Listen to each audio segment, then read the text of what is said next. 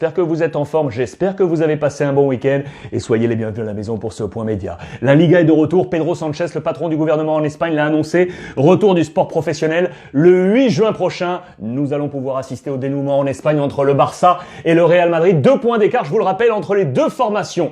Occasion pour Sergio Ramos de devenir le capitaine général, le capitaine le plus capé du Real du 21e siècle. Pour le moment, en tête, Raúl, 298 caps. Ramos est là, deuxième, devant Casillas. Il est à 46 longueurs de Raúl. Je vous le rappelle, il est arrivé au Real il y a 15 ans, 2005, en provenance du FC Séville. Ça fait 5 ans qu'il est capitaine du Real. Madrid qui surveille attentivement cet homme. Ils ont prêté le latéral international marocain, Achraf Hakimi, au Borussia Dortmund. Il est en train de tout casser. Achraf, tout comme l'autre latéral du Borussia, Guerreiro, on va en reparler. Regardez, il est tout simplement en tête du top 5 des latéraux les plus offensifs d'Europe, avec ce 18 ici, 8 buts et 10 passes décisives devant Alexander-Arnold de Liverpool avec 16 et 3 hommes à 13. Guerreiro, il est là à la 3e place, 8 buts, 5 passes décisives. Gossens de l'Atalanta Bergame et cet homme que vous connaissez un peu moins, mais à suivre, Philippe Max d'Augsbourg, également à 13, 7 buts et 6 passes décisives. Côté Barça, l'information principale de ces dernières heures, elle est là, la une du Mundo Deportivo. On nous dit que la Juve serait intéressée par Dembélé et aurait posé la question sur l'international français qui serait également suivi par Arsenal et le Paris Saint-Germain. Au Barça, on attend également, vous le savez, le jeu des trocs, des dominos pour pouvoir être actif et notamment avec Coutinho qui serait le rêve d'Arteta, l'entraîneur d'Arsenal. Et dans cette discussion, interviendrait cet homme capital, Raúl Sanllehi. Il est le patron du football d'Arsenal, ancien de Barcelone. Voilà qui pourrait faire l'affaire de Coutinho s'il veut rejoindre la Première Ligue. Le bémol de la Liga ce week-end. Attention, aïe aïe aïe, il est ici à la une de Marca. Desfasé, on est déphasé avec des joueurs du FC Séville, 4 joueurs qui ont enfreint les règles de confinement et de protection sanitaire. Les 4 hommes sont là. L'ancien Marseillais Ocampos, Banega, Elmudo Vasquez ou encore De Jong. Ils se sont excusés sur les mêmes réseaux sociaux sur lesquels ils avaient publié ces photos. Voici par exemple les excuses de Lucas Ocampo. On referme la parenthèse. En Italie, le jeu des transferts, des trocs, là aussi, vous le savez, avec le Barça et Lautaro Martinez. On va y revenir. Je vous ai montré ça ici. Regardez, j'ai trouvé ça sympa.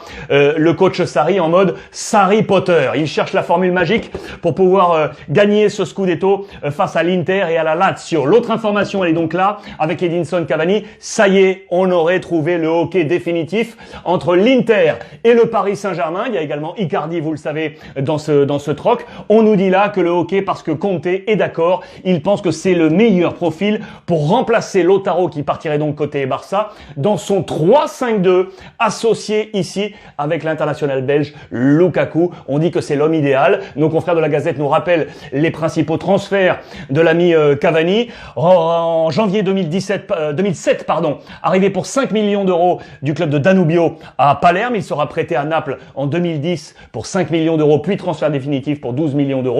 Et puis le saut en 2013 au Paris Saint-Germain pour 65 millions d'euros. Ce transfert ici, car il devient quelques mois plus tôt meilleur buteur, capocannoniere de la Serie A. 29 buts avec le Napoli devant Di Natale de l'Udinese. 2 hommes ici à 16, El Shaarawy de l'AC Milan, Osvaldo de l'AS Roma. Cavani, direction très certainement l'Inter. Attention, le Paris Saint-Germain toujours. Regardez dans les colonnes de la Gazzetta dello Sport.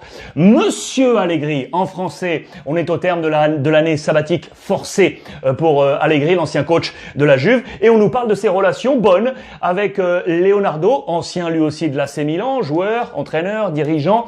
Il y a peut-être quelque chose là du côté de Paris qui surveillerait attentivement la position de Max Allegri. 4 autres entraîneurs avec des possibilités de jouer sur la scène européenne aujourd'hui. Ils sont les 4 été évincés en 2019. Spalletti de l'Inter, Gianpaolo de Milan, Montella de la Fiorentina ou encore Di Francesco de la Samp. Ces 4 hommes pourraient être très actif. Entraîneur toujours avec Pochettino et le feuilleton Newcastle dans les colonnes du Sun. On nous dit qu'un autre Argentin célèbre en Angleterre et en France nous dirait tout simplement que c'est impossible de refuser l'offre et que semble-t-il, il irait direction Newcastle. C'est cet homme, c'est monsieur Ardiles, ancien de Tottenham, qui a été joueur à Tottenham dans la fin des années 70 et 80, puis entraîneur en 93-94, joueur donc du Paris Saint-Germain, prêté lorsqu'il était à Tottenham en 1992. 2022. Entraîneur toujours, avec dans les colonnes du Sunday Express, regardez, l'ami Harry Redknapp, qui n'est plus entraîneur depuis 2017. Birmingham pourrait prendre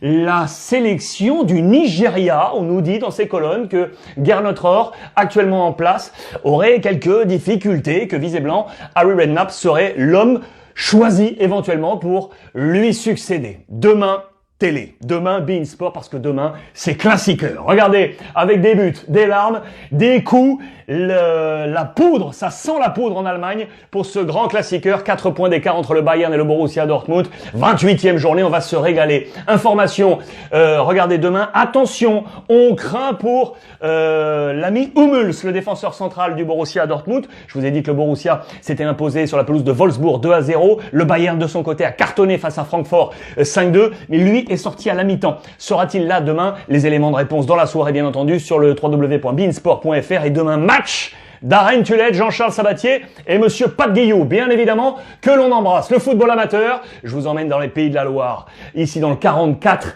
Loire-Atlantique. Je salue d'ailleurs tous mes chers du côté de Savenay et je vous emmène à Vertou. Pourquoi? Très bon papier dans les colonnes du Télégramme pour montrer la solidarité entre le football professionnel et amateur. Le foot amateur a été sévèrement frappé, vous le savez, par la crise financière liée au Covid. Cet homme, un ancien footeux, a eu une très bonne idée. Formé du côté de Rennes, passé par Lorient, passé par Carquefou et par le petit club en question, Jean-Marie David a monté ce sosfootamateur.com. C'est très très simple, vous allez dessus et vous pouvez faire un don pour le club amateur que vous voulez. Partout en France, c'est ce qu'a fait lui. Regardez, Abdoulaye Touré, le professionnel du Football Club de Nantes, qui a été formé justement du côté de Vertou. Il a fait ce don. Voilà la bonne communication entre le professionnel et l'amateur. Je tenais à faire part de cette initiative très très bonne. 25 mai 2020, 25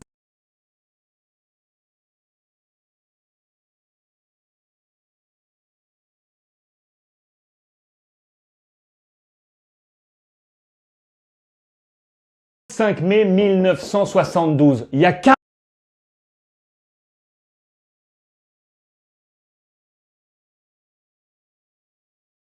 48 ans, les amis, inauguration du nouveau Parc des Princes. Je voulais vous montrer ça parce qu'il y a une sacrée histoire. Regardez, le premier match, le match d'inauguration, donc le 25 mai 1972, match comptant pour la qualification pour les Jeux Olympiques de Munich. Équipe de France amateur face à l'ancienne équipe du RSS avec un excellent Oleg Blokin qui sera Ballon d'Or de 1975. Les Russes avaient battu les Français sur le score de 3-1. Le voilà, Oleg Blokin, Ballon d'Or 1975. Nouveau Parc des Princes parce que le Parc des Princes existait déjà exactement